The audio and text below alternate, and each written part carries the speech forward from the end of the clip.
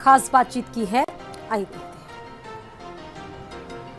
NCRB के आंकड़े आए हैं और उत्तर प्रदेश दंगा मुक्त एक तरह से बताया गया है। बात करते हैं एसीएस होम ओनिश अवस्थी जी से। सर, बड़ी उपलब्धि उत्तर प्रदेश ने हासिल की है।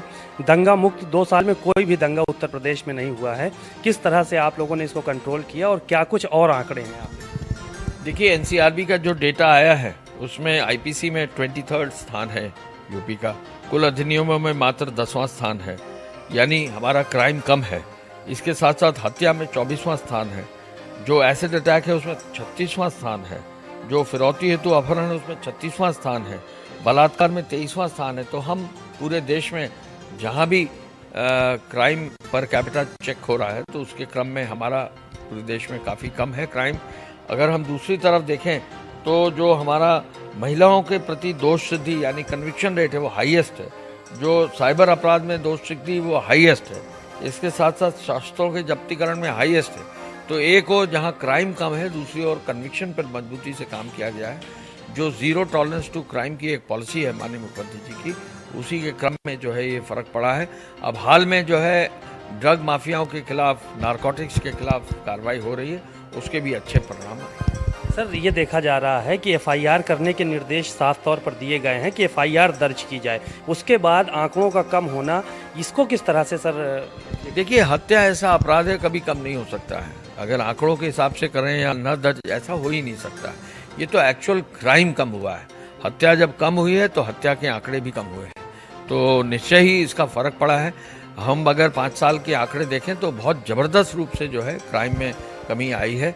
निश्चय ही कार्य जो है मजबूती से जब किया गया है तभी इसका फर्क पड़ा है। पुलिस एक्टिव हुई है, पुलिस फोर्स का साइज बढ़ा है, मॉडर्नाइजेशन हुआ है, इंफ्रास्ट्रक्चर बढ़ा है।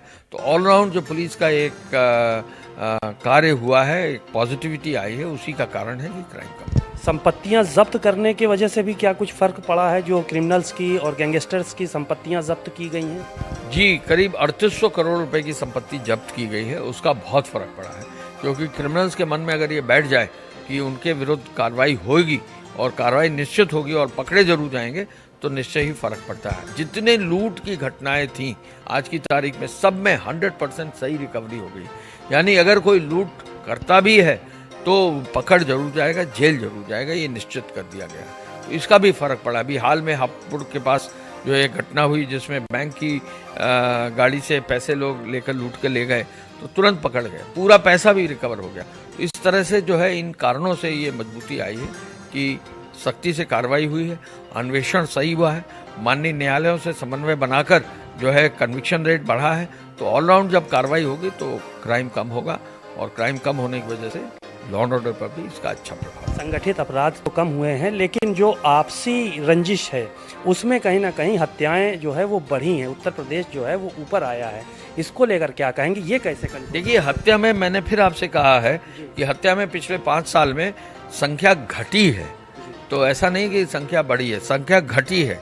हत्या में जो है हमारा पूरे देश में काफी नीचे स्थान है, तो पर कैपिटा भी हत्या कम है। यूपी एक बड़ा राज्य है, यहाँ पर जो है पूरे हर जनपदों में मजबूती से कार्रवाई की जा रही है।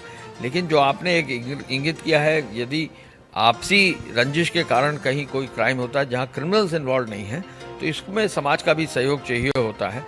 इसमें ज़मीनी विवाद है, उनको हल कराने की जरूरत। भाई भाई में विवाद हो जाता है, परिवार में विवाद हो जाता है।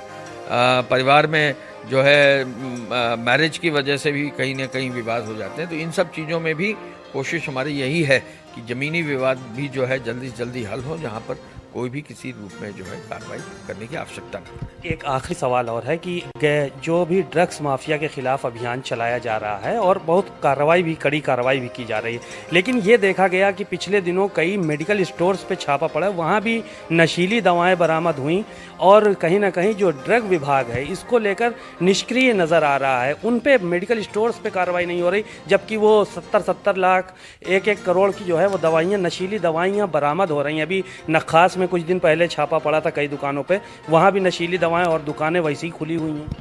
देखिए, कार्रवाई ड्रग्स के खिलाफ जो है, जहाँ संगठित रूप से ड्रग्स का अवैध व्यापार हो रहा है वहाँ पर भी हो रही है। ड्रग्स कंट्रोलर को भी निर्देश दिए गए हैं। इन्हीं कारणों से जो है अभी कार्रवाई हुई है। अभी कल सीतापुर में 5 करोड़ से अधिक की जो है ड्रग्स पकड़ी गई हैं।